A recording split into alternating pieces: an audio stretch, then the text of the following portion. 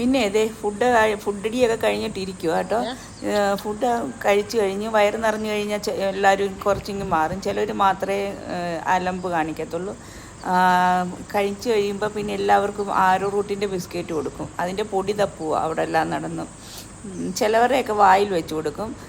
ചിലവർ നമ്മുടെ കയ്യിലും കൂടെ കയറി പിടിക്കും. അത് മനഃപൂർവ്വം പിടിക്കുന്നതല്ല, അതുങ്ങളിൽ കയറി പിടിക്കുമ്പോൾ അറിയാതെ പറ്റുന്ന. ചിലവർക്കറിയാം നമ്മുടെ കയ്യിൽ നിന്ന് എങ്ങനെ വാങ്ങണം, അതിൻ്റെ സൈഡിലേക്ക് അടിക്കത്തുള്ളൂ, നമ്മുടെ കുട്ടപ്പായിയെ പോലെ.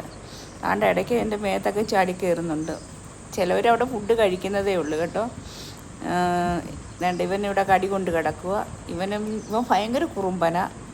കറുത്ത പെണ്ണിൻ്റെ മോള്. അങ്ങനെ ഞങ്ങളിപ്പോൾ അങ്ങ് പോകും. ഇനി അടുത്ത സ്ഥലത്തോട്ട് ഫുഡ് കൊടുക്കാൻ പോവുകയാണ്.